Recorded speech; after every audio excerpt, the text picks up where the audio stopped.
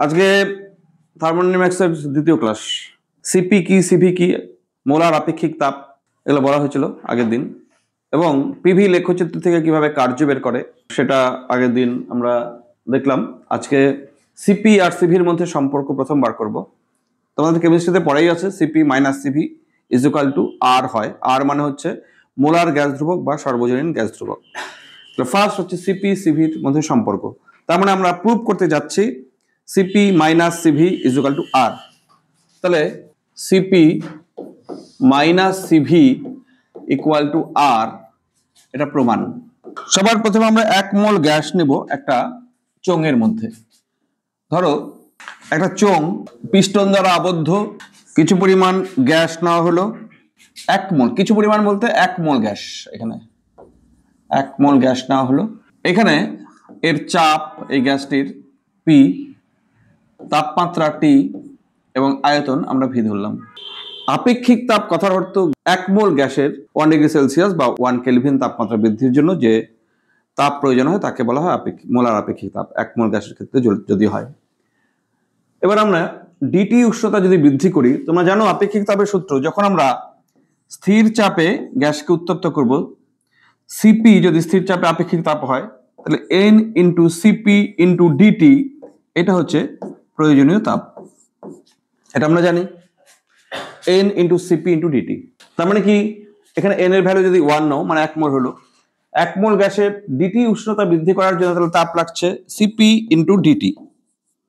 1 মোল গ্যাসের ডিটি উষ্ণতা বৃদ্ধি করার জন্য তাপ লাগছে সিপি ইন্টু ডিটি। এটা ফার্স্ট আমরা লিখব। তারপর এটা কি, স্থির চাপে, স্থির চাপ মানে আয়তনকে বাড়তে দিতে হবে। তারপর আয়তন স্থির রেখে যদি একই তাপমাত্রা বৃদ্ধি করি, আমরা ডিটি উষ্ণতা বৃদ্ধি করি গ্যাসটার, তাহলে যে তাপ লাগে সেটা আমরা বলি এন সিভি ডিটি। এন মানে 1, তাহলে সিভি ইন্টু ডিটি। তো সেই ক্ষেত্রে এন সিভি ডিটি লাগবে যদি আমরা আয়তন স্থির রেখে তাপ দিই। এন এর ভ্যালু তো 1 এখানে, তাহলে সিভি ইন্টু ডিটি তাপ লাগবে যখন আয়তন স্থির রেখে। আর যখন চাপ স্থির রেখে ডিটি উষ্ণতা বৃদ্ধি করব, তখন হচ্ছে সিপি ডিটি তাপ লাগবে 1 মোল গ্যাসের জন্য। আয়তন স্থির রেখে যে পরিমাণ তাপ আমরা গ্যাসকে প্রদান করি, সেই তাপ দিয়েই গ্যাসের অভ্যন্তরীণ শক্তির বৃদ্ধি পায়। আমরা এটাকে ডিইউ বলি। ডিইউ মানে সিভি এন সিভি ডিটি লেখা যায়।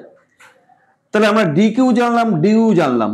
এবার যখন আয়তন পরিবর্তন হবে, অর্থাৎ চাপ যখন স্থির থাকবে, সেই ক্ষেত্রে তো গ্যাসের আয়তন বাড়বে, সেই ক্ষেত্রে গ্যাস কিছুটা কার্য করবে, অর্থাৎ ডিডাব্লিউ কত হবে সেটা আমরা দেখব পরে। আগে আমরা অ্যাকচুয়ালি প্রথম সূত্র FLOT, first law of thermodynamics apply করব। ডিকিউ এর ভ্যালু লিখবো, ডিইউ এর ভ্যালু লিখবো, ডিডাব্লিউ এর ভ্যালু লিখবো, তারপর DQ is equal to DU plus DW তে বসাবো। এটা আমাদের উদ্দেশ্য। তাহলে লিখি আমরা আগে একটু, ধরি 1 মোল আদর্শ গ্যাস যার আয়তন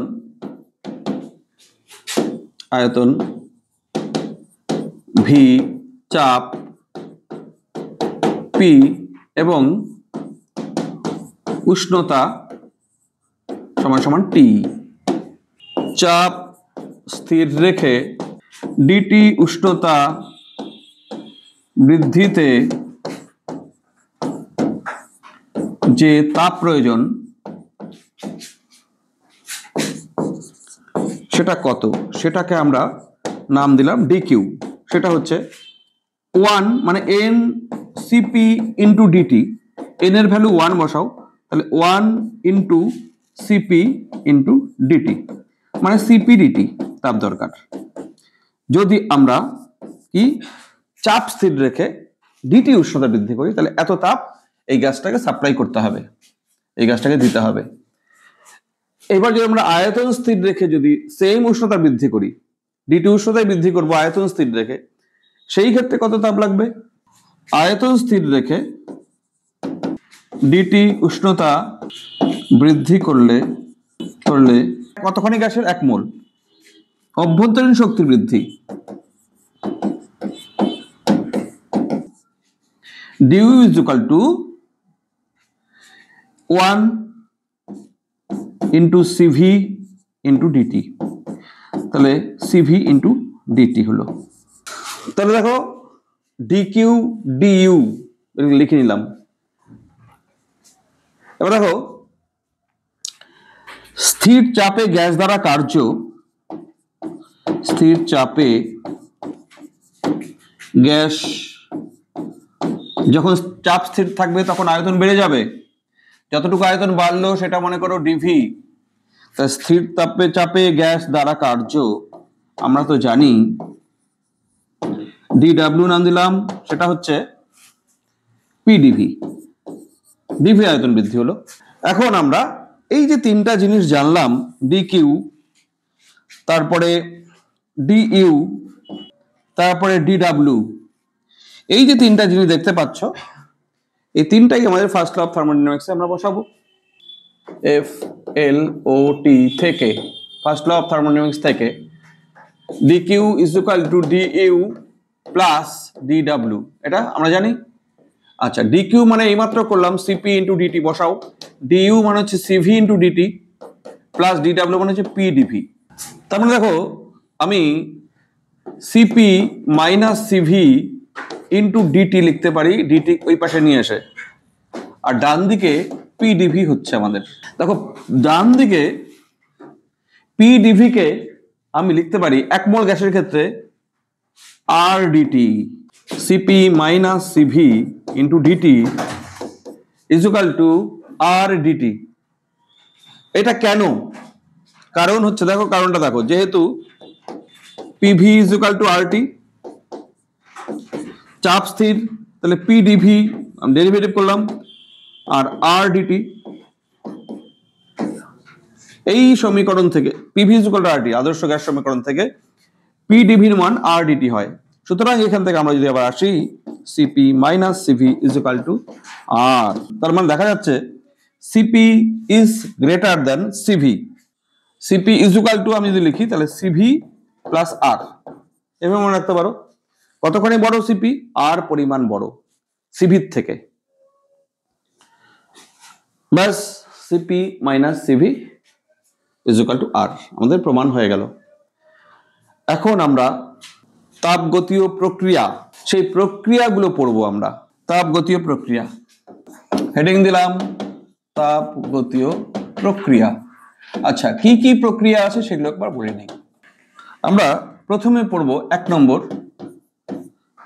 সম আয়তন প্রক্রিয়া।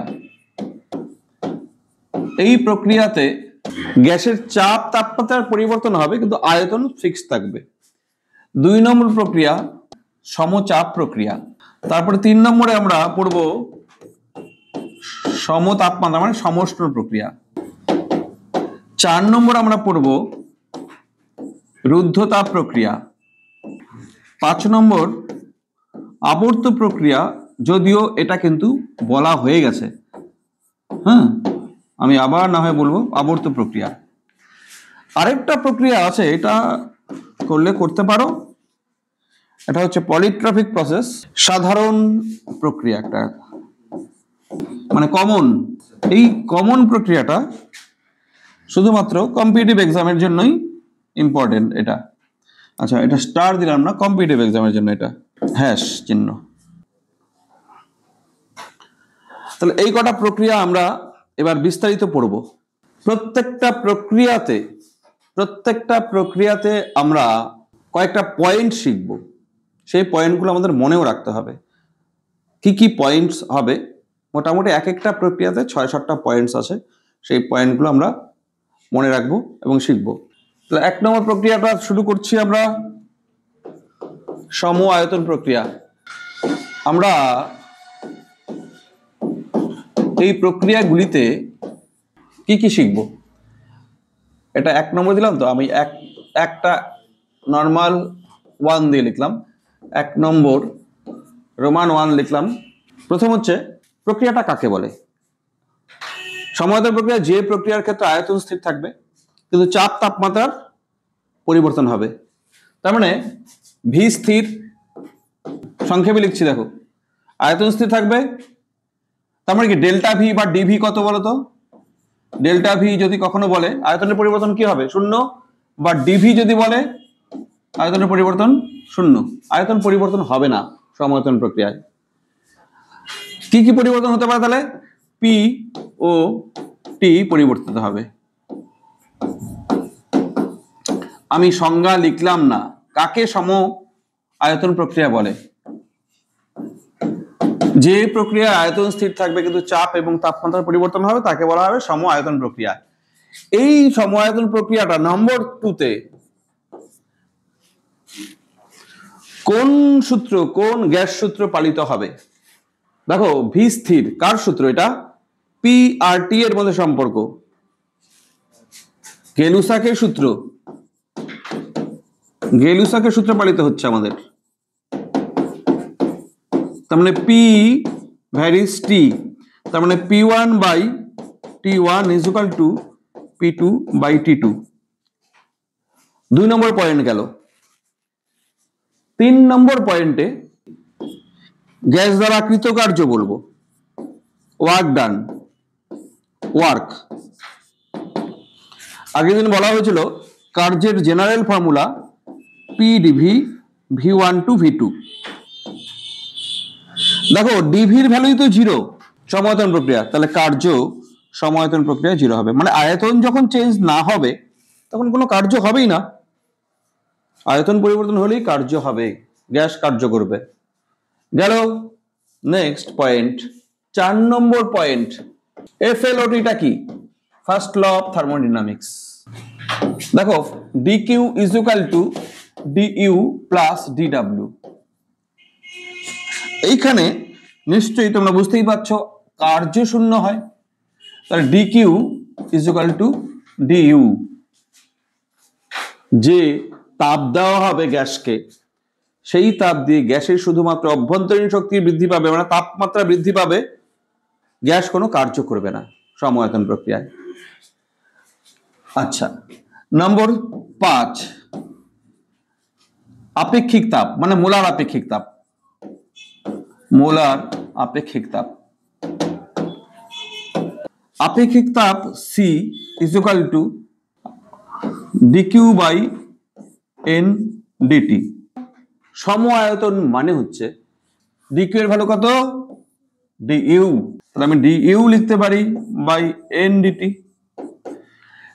du বাই n dt কে আমরা বলি CV। তার মানে এখানে দেখা যাচ্ছে CV হচ্ছে আপেক্ষিক তাপ। হ্যাঁ, আয়তন স্থির তো CV তো হওয়ার কথা, তাই তো হচ্ছে du বাই n dt, ওটা তো CV বলে। 6 নম্বর আমরা PV লেখচিত্র আমরা ড্র করব 6 নম্বরে। ঠিক এই পয়েন্টগুলোই আমরা প্রত্যেকটা প্রক্রিয়ার ক্ষেত্রে শিখব। PV লেখচিত্র, দেখো PV লেখচিত্র কেমন হবে? ভি তো স্থির, আমি যদি এইদিকে P নেই, এইদিকে V নেই, V স্থির, V বাড়বে না, চাপ বাড়তে পারে, এরকম হবে না? PV লেখচিত্র এটা হলো PV লেখচিত্র। 6 নম্বর গেল। 7 নম্বরে আমি লিখব এই PV লেখচিত্রের নতি। 7 নম্বরে হচ্ছে PV লেখচিত্রের নতি।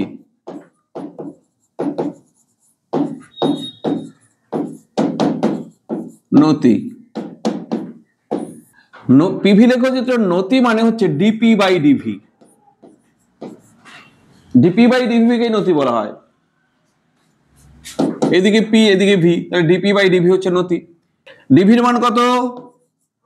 0, সামথিং বাই 0, নতি ইনফিনিটি। 8 নম্বরে আমরা যাব সমায়তন প্রক্রিয়ায় গ্যাসের বাল্ক মডিউলাস বা আয়তন বিকৃতি গুণাঙ্ক কত? আয়তন বিকৃতি গুণাঙ্ক গ্যাসের, আয়তন বিকৃতি গুণাঙ্ক। আয়তন বিকৃতি গুণাঙ্ক অনেকে বি দিয়ে লেখে, কেউ কে দিয়ে লেখে। এর সূত্র -v into dp by dv। DP by ডিভির মান যদি অসীম হয় তাহলে বাল্ক মডিউলাসও অসীম, বি ইজ ইকুয়াল টু। ব্যাস, এই 8টা পয়েন্ট আমরা সবগুলো প্রক্রিয়ার ক্ষেত্রেই শিখব। নেক্সট আমরা শুরু করব সমচাপ প্রক্রিয়া। দেখো 2 নম্বর সমচাপ প্রক্রিয়া। নাম শুনেই তো বোঝা যাচ্ছে যে প্রক্রিয়াতে চাপ স্থির থাকবে কিন্তু আয়তন এবং তাপমাত্রার পরিবর্তন হতে পারে, তাকে বলা হয় সমচাপ প্রক্রিয়ায়। তাহলে 1 নম্বর ঠিক ওই রকম সিরিয়াল মেনটেন করি আমরা। 1 নম্বরে ছিল সমচাপ প্রক্রিয়া মানে পি স্থির, পি ধ্রুবক, তাই না? তার মানে ডিপি বা ডেল্টা পি যদি কখনো বলে 0 বলবো, তাহলে কি কি চেঞ্জ হতে পারে? ভি ও টি পরিবর্তিত হবে। ব্যাস, সংজ্ঞা হলো। নম্বর 2তে কোন গ্যাস সূত্র? দেখো এখানে ভি আর টি এর সম্পর্ক, তাহলে চার্লসের সূত্র। চার্লসের সূত্র এখানে খাটছে। ভি ভ্যারিস টি, তার মানে V1 by T1 is equal to V2 by T2 গেল গ্যাস সূত্র। নাম্বার 3 হচ্ছে গ্যাস দ্বারা কার্য, W is equal to integration P dV, V1 to V2 integration আমাদের করতে হয়। চাপ দেখো সমান বলা আছে এখানে, চাপ কনস্ট্যান্ট মানে স্থির, তাহলে চাপকে আমি ইন্টিগ্রেশনের বাইরে নিয়ে আসতে পারি।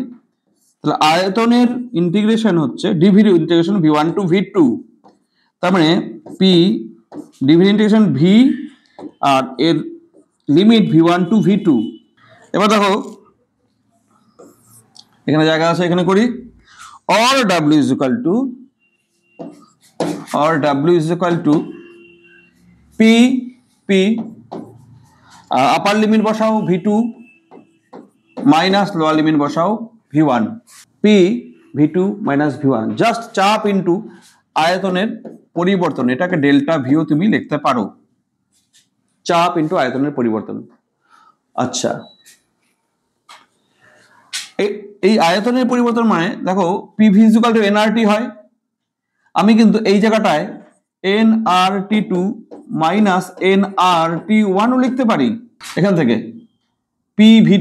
PV2 মানে nRT2, আবার PV1 nRT1, তবে দেখো nR কমন নিয়ে T2 মাইনাস T1 এটাও লেখা যায়, তার মানে nR ইন্টু ডেল্টা টি লেখা যায়।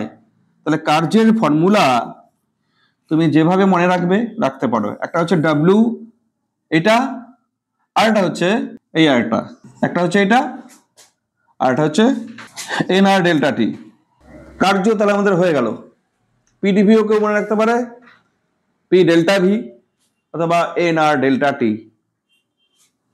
সমচাপ প্রক্রিয়ায় কার্য হবে, কারণ আয়তন পরিবর্তন হয়, আয়তন পরিবর্তন হলে তো কার্য হবেই। নেক্সট 3 নম্বর হলো, 4 নম্বরে কি পয়েন্ট ছিল আমাদের? 4 নম্বরে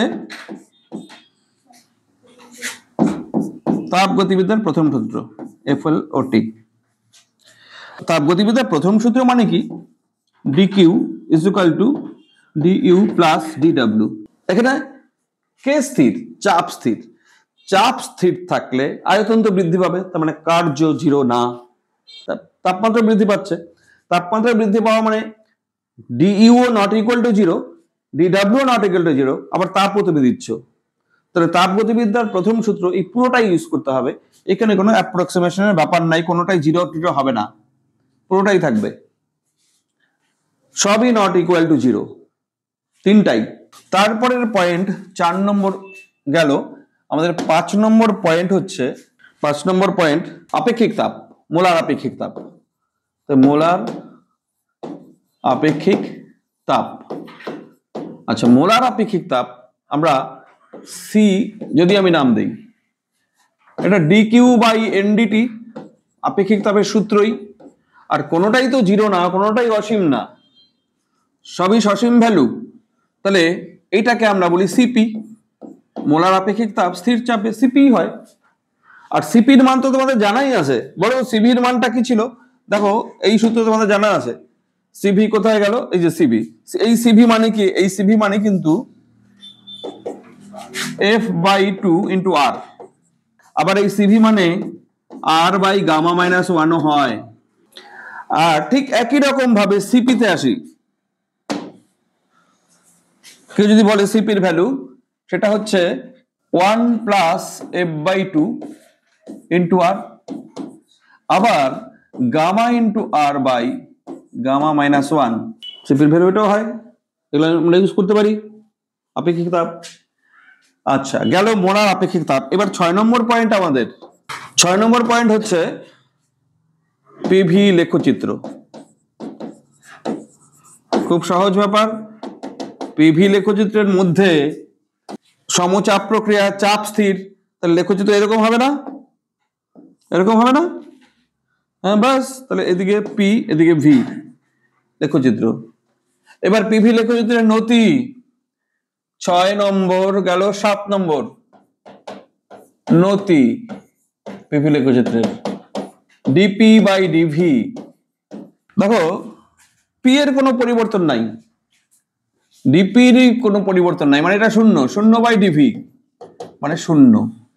তারপরে 8 নম্বরে হচ্ছে আমাদের লাস্ট বাল্ক মডিউলাস বা আয়তন বিকৃতি গুণাঙ্ক, আ বি গু, b - v dp/dv। তাহলে -v dp/dv ভ্যালু তো জিরোই, তাহলে বাল্ক মডিউলাস এখানে জিরো। আর সমআয়তন প্রক্রিয়ায় বাল্ক মডিউলাস ছিল অসীম, সমচাপ প্রক্রিয়ায় জিরো। এই রেজাল্ট মনে রাখতে হয় এগুলো। আমাদের হয়ে গেল দুটো প্রক্রিয়া। 3 নম্বর প্রক্রিয়া চলে যাচ্ছি, সমষ্ণ প্রক্রিয়া, যাচ্ছি সমষ্ণ প্রক্রিয়াতে। 3 নম্বর সমষ্ণ প্রক্রিয়া। ঠিক একই রকম ভাবে আমরা ওই 8টা পয়েন্ট দেখব। রুদ্ধতাপ আর সমষ্ণ সব থেকে বেশি ইম্পর্টেন্ট। দেখো সমষ্ণ প্রক্রিয়ায় উষ্ণতা স্থির থাকবে। 1 নম্বর পয়েন্ট, টি স্থির। টি স্থির মানে ডিটি এটাও জিরো, কেউ যদি বলে ডেল্টা টি এর ভ্যালুও জিরো। তাহলে কি চেঞ্জ হবে? পি ও ভি পরিবর্তন হয়। যেখানে তাপমাত্রা স্থির পিভির পরিবর্তন হয়, সেখানে কোন গ্যাস সূত্র মেনে চলছে আমরা বুঝতেই পাচ্ছি, বয়েলের সূত্র। বয়েলের সূত্র এখানে ভ্যালিড, মানে পিভি ইজ ইকুয়াল টু ধ্রুবক, তার মানে পি ভ্যারিজ 1/v, তার মানে P1V1 is equal two P2V2। বয়েলের সূত্র ভ্যালিড। নাম্বার 3, কৃতকার্য। This is important. সমষ্ণ প্রক্রিয়ায় গ্যাস দ্বারা কৃতকার্য। কৃতকার্যের formula, general formula, integration PdV V1 to V2। P এর ভ্যালু দেখো, আমরা PV is equal to nRT, এটা আমরা জানি। P এর ভ্যালু nRT/v লিখলাম। এবার তাহলে আসো W তে।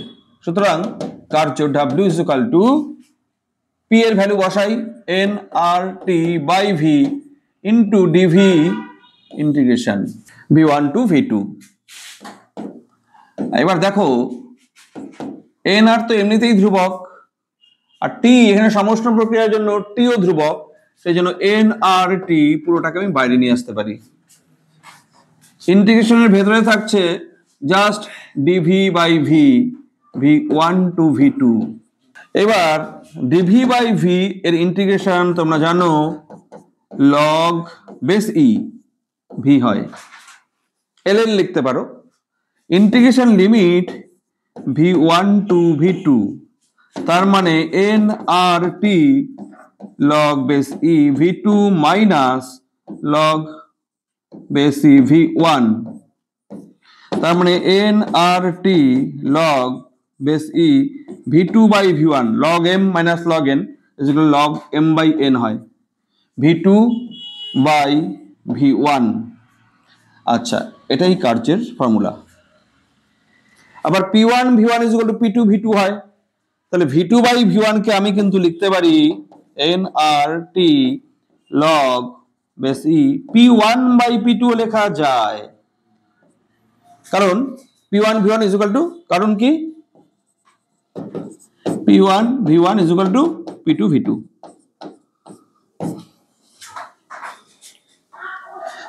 এইটাই হচ্ছে আমাদের, এটা মনে রাখো, সমষ্ণ প্রক্রিয়ায় গ্যাস দ্বারা কার্য। তাহলে সমষ্ণ প্রক্রিয়ায় গ্যাস দ্বারা কার্য দুটোই মনে রাখতে পারো, nRT log V2 by V1। Next, কার্যের পরে পয়েন্ট ছিল 4 নম্বরে, বোধহয় ফ্লোট। 4 নম্বর পয়েন্ট FLOT, তাপগতিবিদ্যার প্রথম সূত্র dq is equal to du plus dw। উষ্ণতা যেহেতু স্থির, তাহলে du এর ভ্যালু 0, উষ্ণতার চেঞ্জ নাই। দেখো u is equal to f/2 nRT, তাহলে du যদি করি আমরা f/2 nRdt, dt এর ভ্যালু তো 0, তাহলে du কত হবে, du 0। du যদি 0 হয় তাহলে dq is equal to dw, মানে গ্যাসকে যে পরিমাণ তাপ দেওয়া হবে পুরোটা দিয়েই তার অভ্যন্তরীণ শক্তি বৃদ্ধি পাবে না, কারণ তাপমাত্রা বৃদ্ধি পাচ্ছে না, পুরোটা দিয়েই গ্যাস কার্য সম্পন্ন করবে। তাহলে ফ্লোট হচ্ছে এইটা, ইউজ করতে পারো। নেক্সট 5 নম্বর আপেক্ষিক তাপ, মোলার আপেক্ষিক তাপ, তা। দেখো মোলার আপেক্ষিক তাপ মানে হচ্ছে dq বাই ndt। dt এর ভ্যালুই তো 0, তার মানে dq by n into 0, something by 0, something by 0 মানে ইনফাইনিটি। সমষ্ণ প্রক্রিয়ায় আপেক্ষিক তাপ অসীম হয়, সমষ্ণ প্রক্রিয়ায় আপেক্ষিক তাপ অসীম, ভেরি ভেরি ইম্পর্টেন্ট কথা কিন্তু। তাহলে C is equal to ইনফাইনিটি, এটা ইম্পর্টেন্ট। সমষ্ণ প্রক্রিয়া গ্যাসের আপেক্ষিক তাপ অসীম হয়। গেল আমাদের 5 নম্বর। 6 নম্বর হচ্ছে পিভি লেখচিত্র। পিভি লেখচিত্র আমরা কি দিয়ে বুঝবো, P ভ্যারিজ V, তো এখানে P ভ্যারিজ 1/V, তাপমাত্রা স্থির, T স্থির, মানে বয়েলের সূত্র। বয়েলের সূত্রের লেখচিত্র কি হয় তোমরা তো জানাই আছে, বয়েলের সূত্রে রেক্ট্যাঙ্গুলার হাইপারবোলা, অর্থাৎ এরকম হবে, এদিকে P এদিকে V। তবে একটা জিনিস মনে রাখতে হবে, ভিন্ন তাপমাত্রায় যদি আমরা গ্রাফটা ড্র করি, দুটো আমরা আইসোথার্মাল বা সমষ্ণ গ্রাফ আমরা পাচ্ছি। এটা যদি T1 হয়, এটা T2 হয়। এখানে তোমরা জানো আগেও বলা হয়েছিল T1 গ্রেটার দেন T2। আচ্ছা, এবং শুধু তাই না, দুটি সমষ্ণ লেখ কখনো ছেদ করে না। নেক্সট, নতি। সমষ্ণ লেখচিত্রের নতি ভীষণ ইম্পর্টেন্ট। 7 নতি।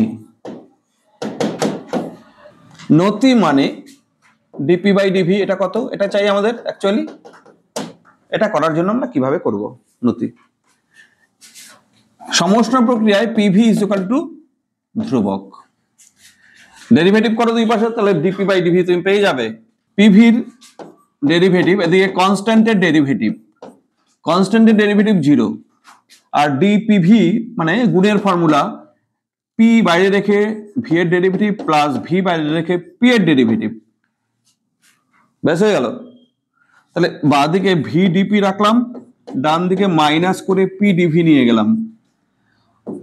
আর দেখো ডিপি বাই ডিভি আমাদের চাই মাইনাস পি বাই ভি এলো।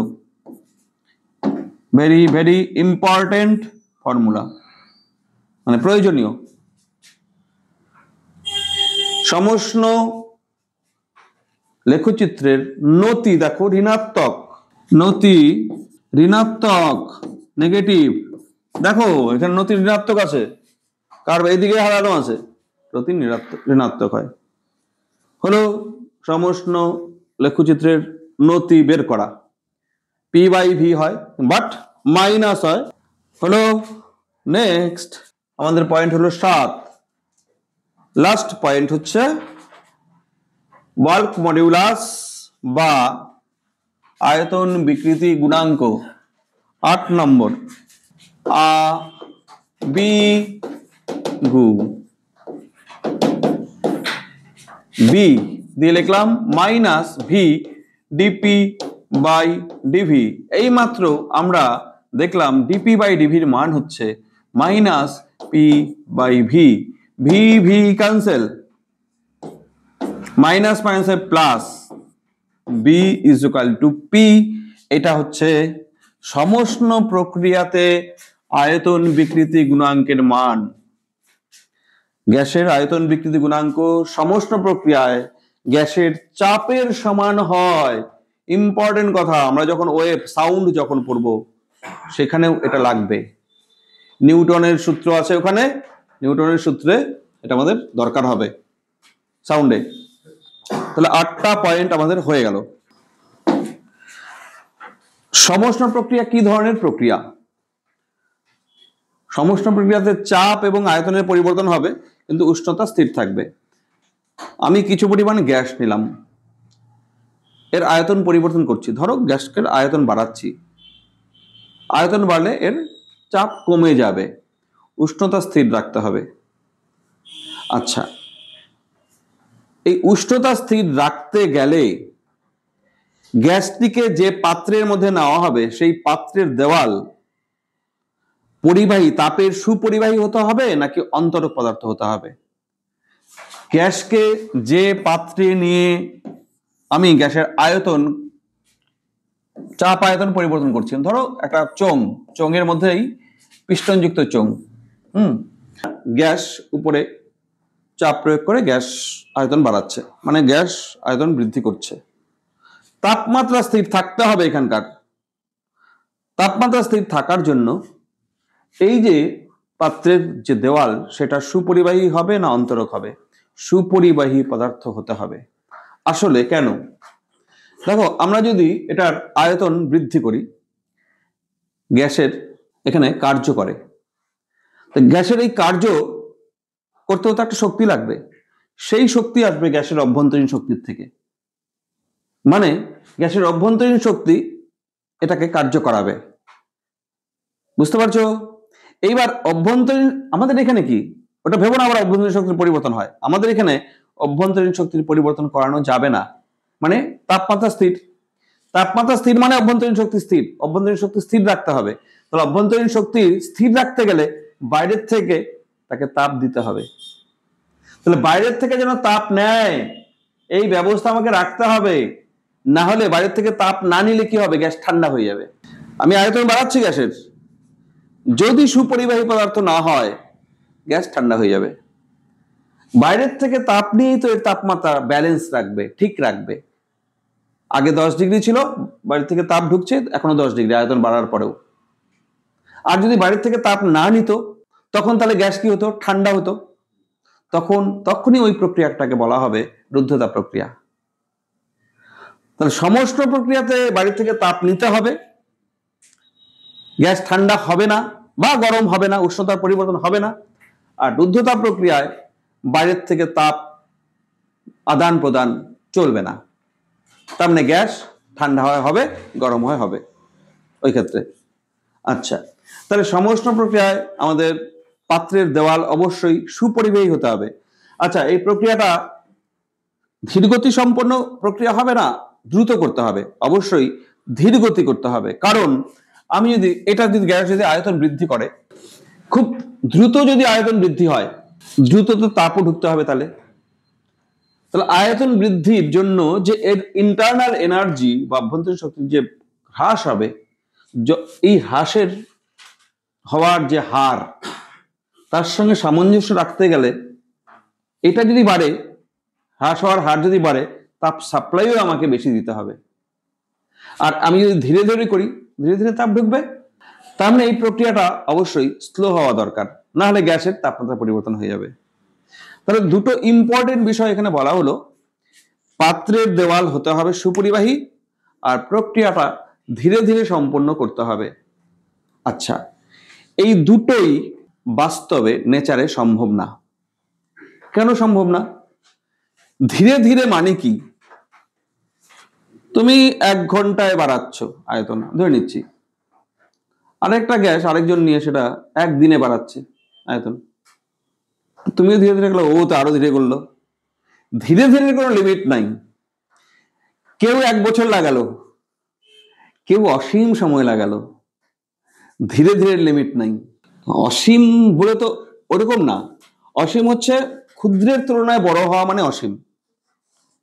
অসীম মানে তো সীমাহীন না, কিন্তু অসীম মানে সীমাহীন না, অসীমেরও কিন্তু সীমা আছে, এটা কিন্তু ভাবতে হবে। অসীম হচ্ছে একটা তুলনামূলক শব্দ, ক্ষুদ্রের তুলনায় বড়, ওটাকে আমরা অসীম বলি। একটা ক্রিকেট বলের তুলনায়, ক্রিকেট বলের সাইজের তুলনায় ক্রিকেট মাঠটার সাইজ আমরা বলবো অসীম। তাই বলি কি অসীম পর্যন্ত বিস্তৃত? সেই আকাশ মানে গ্রহ নক্ষত্র পার হয়ে তো যাচ্ছে না, তাই না? এটাই অসীম।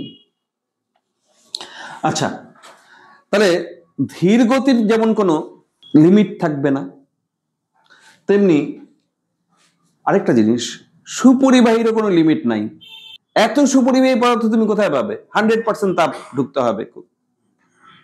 তাই পরিবাহিতাও অসীম হবে না, ধীর গতিরও কোনো লিমিট থাকবে না। দুটোই সেই জন্য আমি বলবো অবাস্তব। সেই জন্য আদর্শ সমষ্ণ প্রক্রিয়া বাস্তবে সম্ভব না। ঠিক আছে? বাস্তবে আদর্শ সমষ্ণ প্রক্রিয়া সম্ভব হবে না। দুটো পয়েন্ট সেই জন্য আমি লিখবো, সেই জন্য আমি তোমাদের বললাম। দেখো তাহলে 1 নম্বর পয়েন্ট, এটা নোট হিসাবে। নাম্বার 1, প্রক্রিয়াটি ধীরগতি সম্পন্ন হতে হবে। প্রক্রিয়া মানে এখানে চাপ আয়তনের পরিবর্তন করা, তাকে প্রক্রিয়া বলা হয়। প্রক্রিয়াটি ধীরগতি সম্পন্ন হতে হবে।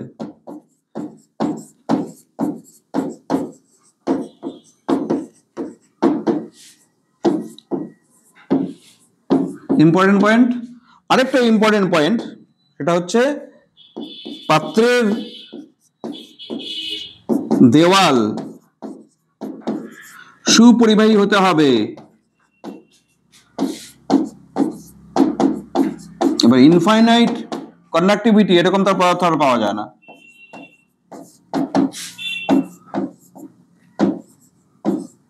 আদর্শ ধীরগতি সম্পন্ন প্রক্রিয়া হয় না, আদর্শ সুপরিবাহী হয় না, সেই জন্য সমষ্ণ প্রক্রিয়াও বাস্তবে আদর্শ হতে পারে না। বাস্তবে সমষ্ণ প্রক্রিয়ার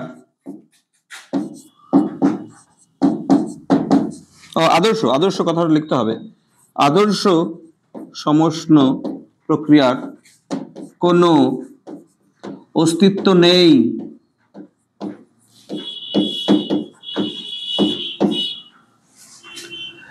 তারপরে আসে আমরা এখন রুদ্ধতাপ প্রক্রিয়া। দেখো রুদ্ধতাপ প্রক্রিয়া স্টার্ট করছি। 4 নম্বর, রুদ্ধতাপ প্রক্রিয়া।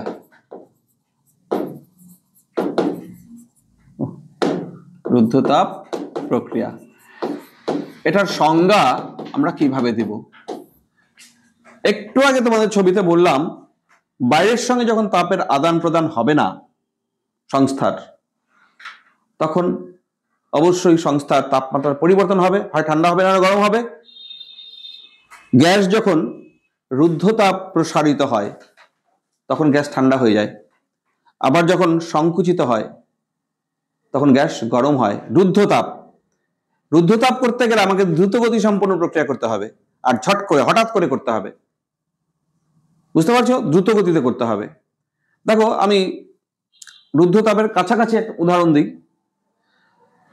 সাইকেলের টায়ার যদি কখনো বাস্ট হয়ে যায়, বাস্ট হয়ে যে হাওয়াটা বের হয় সেই হাওয়াটা ঠান্ডা লাগবে। হয়তো খেয়াল করো নাই তোমরা, দেখবে বাস্ট হয়ে গেলে সেই হাওয়াটা ঠান্ডা লাগবে। খেয়াল করা সম্ভব না এটা, কারণ তখন তোমরা সাইকেলের উপরেই থাকো, কি করে খেয়াল করবে। হ্যাঁ, পাম্প দিতে দিতে অনেক সময় বাস্ট হয়ে গেল, সেই সময় দেখবে ঠান্ডা লাগছে, এই হাওয়াটা ঠান্ডা। কেন হলো? ওখানে রুদ্ধতাপ সম্প্রসারণ ঘটলো, প্রসারণ হলো, হঠাৎ করে গ্যাসের আয়তন বেড়ে গেল, ফেটে গিয়ে পরিবেশে মিশে গেল, মানে গ্যাসের আয়তন বেড়ে গেল। আগে তো একটা টিউবের মধ্যে ছিল। রুদ্ধতাপ সংকোচনের উদাহরণ সেটারও আছে, সাইকেলের দোকানেই আছে, দুটোই সাইকেলের দোকানেই। তুমি যখন পাম্প করো সাইকেল, পাম্পারের নিচটা দেখবে গরম হয়, গরম হয় না? পাম্পারটাকে হাত দিয়ে ধরে তো নিচে, অনেকক্ষণ পাম্প করার পর পাম্পারের যে লোহার যে আমাদের ধাতুর যে সিলিন্ডারটা, ওটা হাত দিয়ে নিচের দিকে ধরে তো গরম লাগবে। হ্যাঁ, এখানে রুদ্ধতাপ সংকোচন হচ্ছে, গ্যাস সংকুচিত করে দিয়ে ফেলছি, হঠাৎ করে সংকুচিত হচ্ছে। তা হঠাৎ করে সংকুচিত হওয়ার জন্য তাপমাত্রা বেড়ে যাচ্ছে। তাহলে রুদ্ধতাপ সংকোচনে উষ্ণতা বৃদ্ধি পাবে, আর রুদ্ধতাপ প্রসারণে উষ্ণতা হ্রাস পাবে। তাহলে রুদ্ধতাপের ক্ষেত্রে বাইরের থেকে তাপ আদান প্রদান চলবে না। 1 নম্বর পয়েন্টে সংজ্ঞার ক্ষেত্রে আমরা কি লিখবো? এটাই লিখবো, Q is equal to constant, ধ্রুবক। তার মানে ডিকিউ এর মান হচ্ছে 0।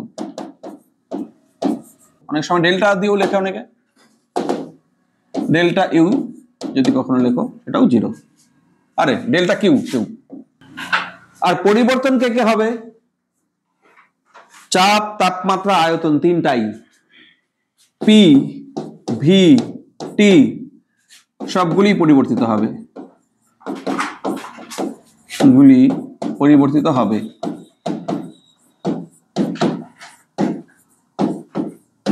হয়ে গেল এটা সংজ্ঞা। আচ্ছা, এখন গ্যাসের কোন সূত্রগুলি মেনে চলবে? এই ক্ষেত্রে ওই ধরনের গ্যাস সূত্র যেগুলো আছে, চার্লসের সূত্র, বয়েলের সূত্র বা গেলুসাকের সূত্র, ওইরকম কোনো সূত্র মেনে চলে না। এইখানে যে সূত্রটা মেনে চলে তার কোনো নাম নেই, সেটা হচ্ছে P V to the power gamma is equal to ধ্রুবক। তাহলে এখানে আমি কোনো সূত্রের নাম বলতে পারলাম না, নাম নেই। তাহলে P V to the power gamma is equal to ধ্রুবক। আচ্ছা, যদি P V to the power gamma is equal to ধ্রুবক হয়, তবে টি আর ভি এর সম্পর্ক কি হবে, পি আর টি এর সম্পর্ক কি হবে, সেটাও কিন্তু আমাদের জানতে হবে এবং মুখস্থ রেখে দিতে হবে। তোমাদের সুবিধার জন্য আমি করে দেখাচ্ছি। দেখো, যদি পি ভি এর সম্পর্ক এরকম হয়, আমাকে যদি বলে টি আর ভি এর সম্পর্ক কি, তাহলে আমি কোথা থেকে করব?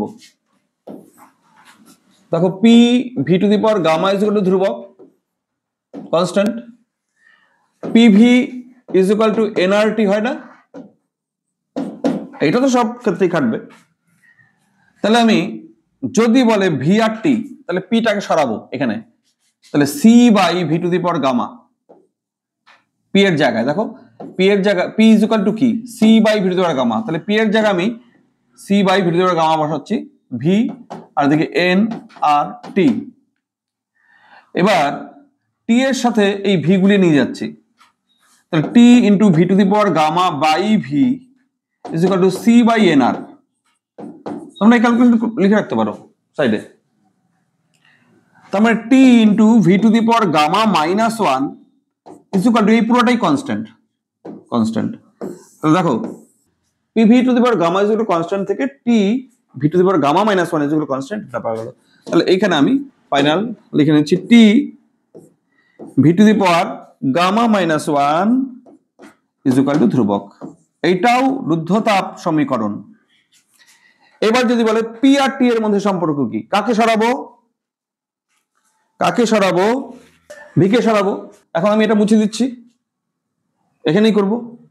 দেখো, এটুকু মুছে দিচ্ছি।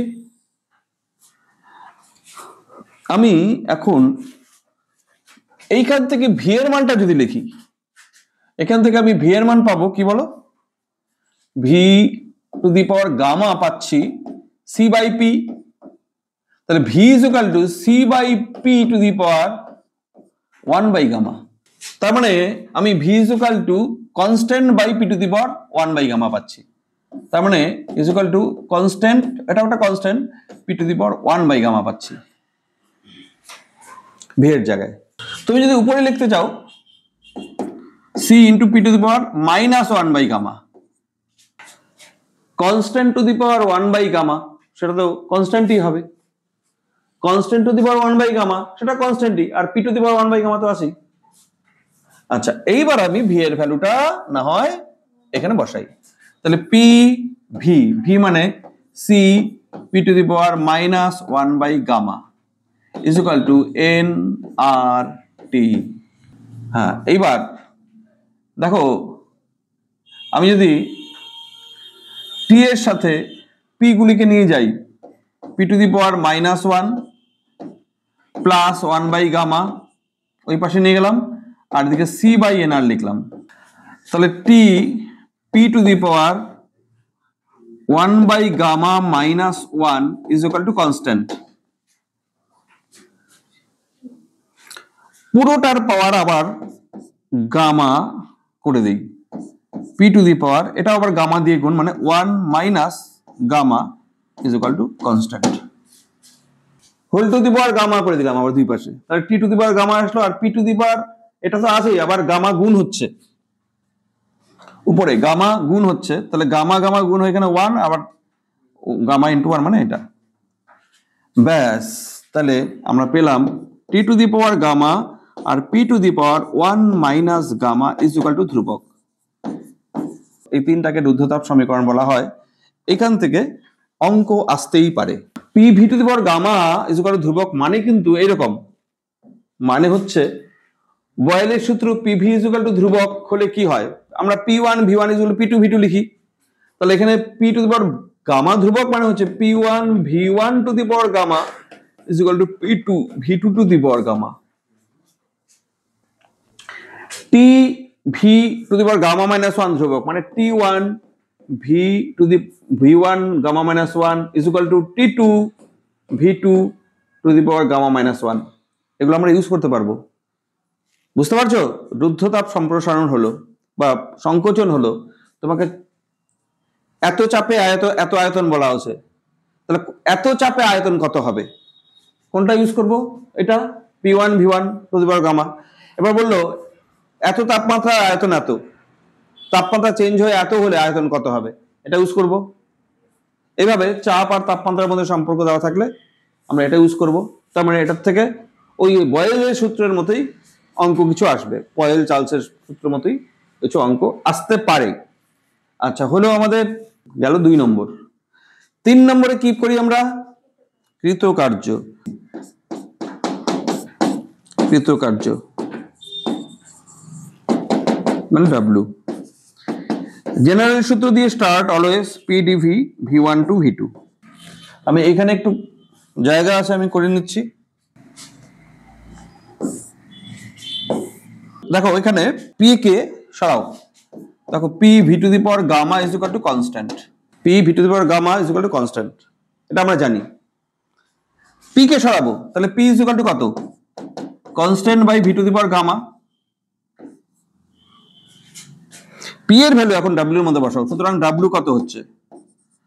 W is equal to integration P মানে C by V to the power gamma into DV, এটা V1 থেকে V2 পর্যন্ত। কনস্ট্যান্ট বাইরে আনো, কনস্ট্যান্ট বাইরে নিয়ে আসলে W is equal to V to the power minus gamma, তোমাদের সুবিধার জন্য আমি এভাবে লিখলাম, ইন্টিগ্রেশন V1 টু V2। এবার তোমাদের ইন্টিগ্রেশনের একটা চেনা ফর্ম হলো x to the power n এর integration x to the power n+1 by n+1, এটা হয়। তার মানে আমি লিখতে পারি C V টু দি পাওয়ার, এটা +1 হবে মানে 1 মাইনাস গামা হবে, বাই 1 মাইনাস গামা, বাইরে লিখি এটা V1 টু V2 লিমিট। ব্যাস, ক্যালকুলেশন খেয়াল করবে এটার প্রত্যেকটা স্টেপে। পরের পেজ দিচ্ছি, C by 1 minus gamma, V2 upper limit বসবে লোয়ার লিমিট বসবে, এভাবে আমরা করি, আমরা জানি। তাহলে যাচ্ছি পরের পেজে। W ইজ ইকুয়াল টু, হ্যাঁ, W is equal to C by 1 minus gamma V2 to the power 1 minus gamma minus V1 to the power 1 minus gamma. ব্যাস, আমার লিমিট বসানো হয়ে গেল। এবার দেখো, আমরা একটু কায়দা করি, বোঝার চেষ্টা করো। আমি V to the power gamma 1 minus গামাকে একটা V2 আমি উপরে লিখলাম আর V to the power gamma নিচে লিখলাম।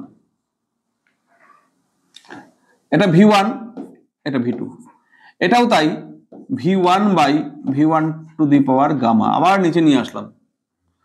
সঙ্গে C আছে, C দিয়ে গুণ করলাম। এখানে একটা সাইডে ছোট্ট ক্যালকুলেশন দেখো, আমি যদি লিখি P2 V2 to the power gamma is equal to C, তাহলে C by V2 to the power gamma is equal to P2, তাই না? সিমিলারলি P1 আমি C by V1 to the power gamma, এই দুটো আমি বসাতে পারি কোথায়? C by V to the power gamma, C by V to the power gamma. Hello, তাহলে এদিকে 1 মাইনাস গামা, এটা হচ্ছে P2 V2 minus P1 V1। এবার P1 V1 মানে P2 V2 মানে nRT2 মাইনাস nRT1। নাও কমন nR, ব্র্যাকেটে T2 minus T1 আর 1 minus gamma. আমরা জানি গামা গ্রেটার দেন 1 হয়, গামাটাকে সামনে লিখি আর ওইটাকে মাইনাসটাকে চেঞ্জ করে দিই, দুইটা মাইনাস চেঞ্জ হয়ে যাবে। তাহলে nR বাই গামা মাইনাস 1 আর দিকে T1 মাইনাস T2। এইটা হচ্ছে রুদ্ধতাপ প্রক্রিয়া কৃতকার্য। আমরা আরেকটা লাইন লিখবো এখানে,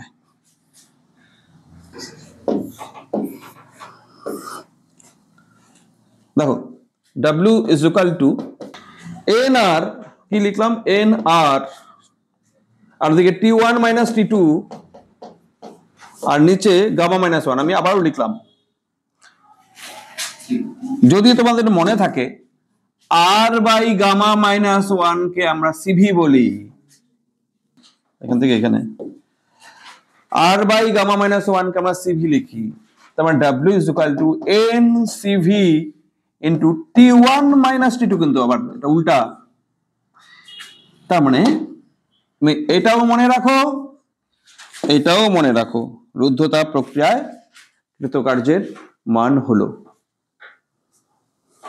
নেক্সট 3 নম্বর পয়েন্ট হলো আমাদের। 4 নম্বর পয়েন্টে কি আছে? 4 নম্বর পয়েন্ট হচ্ছে ফ্লোট, তাপ গতিবিদ্যার প্রথম সূত্র। 4 নম্বর পয়েন্ট FLOT। দেখো, আমরা এটা ভাবি একটু, আগে ফ্লোটটা লিখি, dq is equal to du plus dw, এটা আমরা জানি।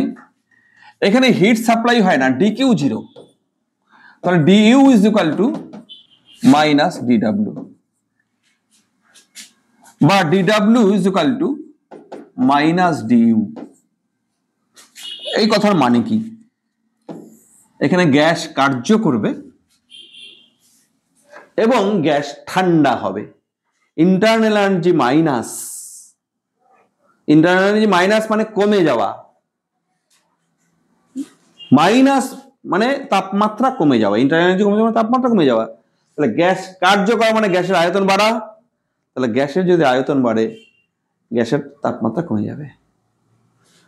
আবার গ্যাসের উপর যদি ঋণাত্মক কার্য হয়, মানে গ্যাস যদি সংকোচন হয়, তার মানে ঋণাত্মক কার্য হলো, তখন ডিউটা প্লাস, তার মানে তখন কি হবে? গরম হবে। বুঝতে পারছো? প্রসারিত হলে ঠান্ডা হচ্ছে, সংকুচিত হলে গরম হচ্ছে। ফার্স্ট থেকে আমরা বুঝতে পারছি। প্লট হলো নম্বর 5, মোলার আপেক্ষিক তাপ, মোয়াতা।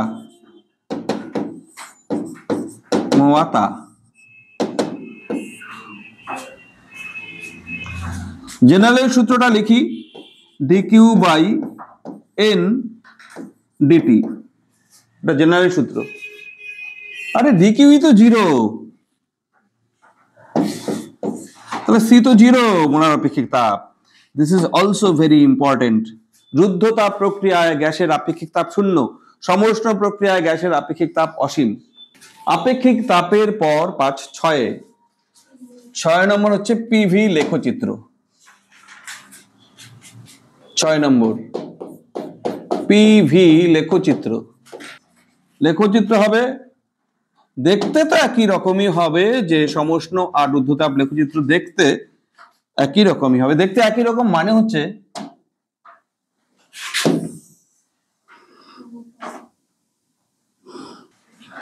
হ্যাঁ, এইদিকে পি, এদিকে ভি, রুদ্ধতাপ লেখচিত্র। কারণ এখানে পি ভ্যারিজ 1/v⁴γ,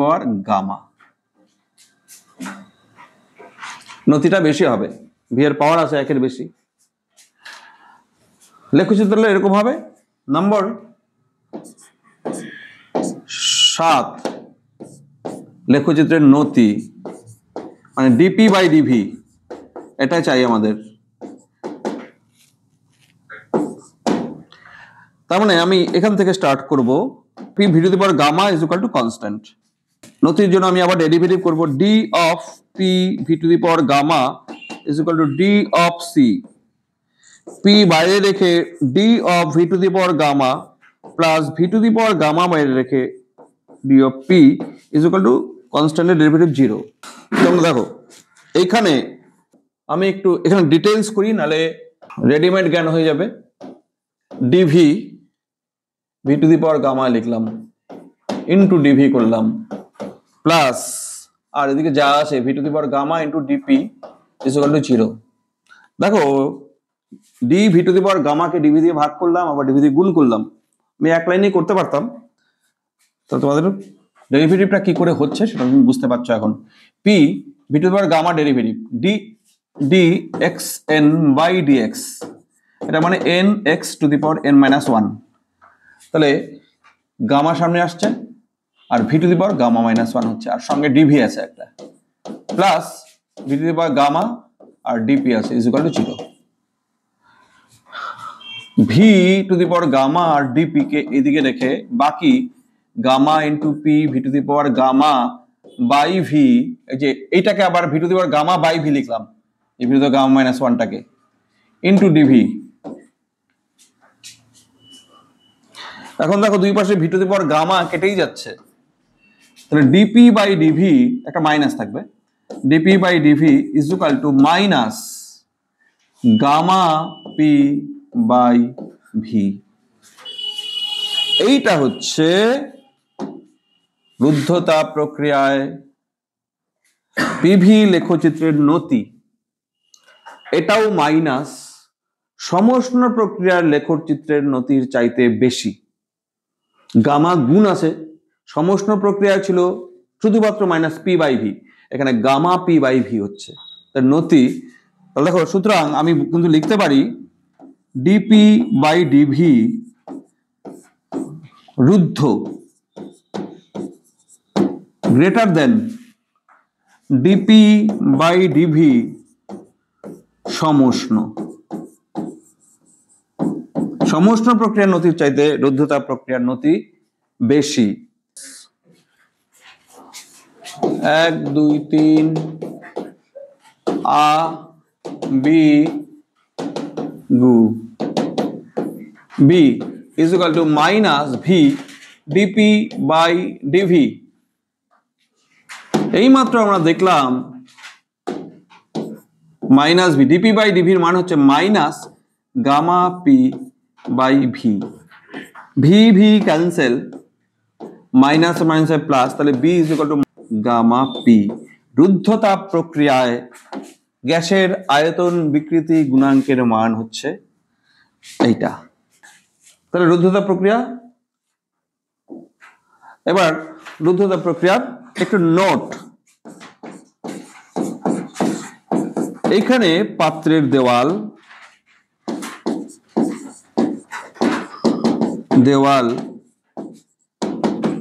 কুপরিবাহী হবে, তাপ আদান প্রদান চলবে না। নম্বর 2, প্রক্রিয়াটি দ্রুত গতি সম্পন্ন হতে হবে।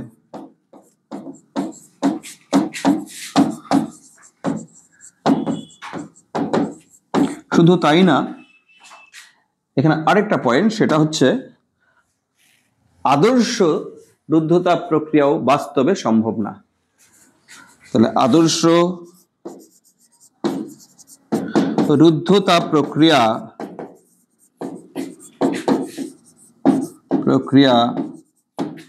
বাস্তবে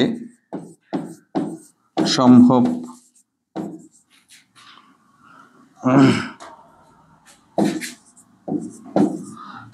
না।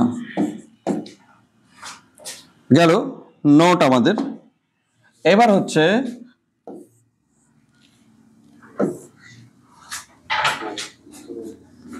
আবর্ত প্রক্রিয়া। আবর্ত প্রক্রিয়া তোমাদের একবার বলা হয়েছে, আবারও বলছি। আবর্ত প্রক্রিয়া কি হয়? নাম্বার 5, আবর্ত প্রক্রিয়া। আবর্ত প্রক্রিয়াতে গ্যাস মানে সংস্থা পূর্বের অবস্থায় ফিরে আসে। যে অবস্থায় ছিল, ধরো এখান থেকে এখানে গিয়ে আবার এখানে ফিরে এলো, এই অবস্থা থেকে বি অবস্থায় গিয়ে আবার ফিরে এলো, এটাকে আমরা বলবো আবর্ত প্রক্রিয়া, সাইক্লিক প্রসেস। পূর্বের অবস্থায় ফিরে আসে।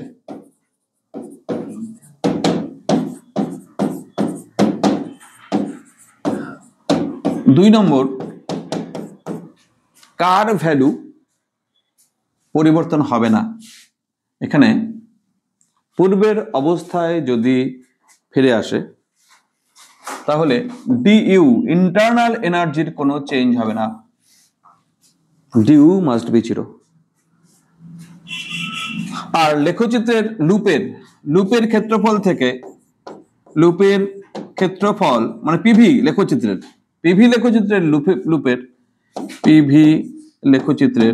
লিখে দিচ্ছি, নাহলে মিনিং আলাদা করে নিতে পারো তোমরা। পিভি লেখচিত্রের লুপের ক্ষেত্রফলই হবে কার্য। আর যদি লুপ ক্লকওয়াইজ থাকে তাহলে কার্য পজিটিভ।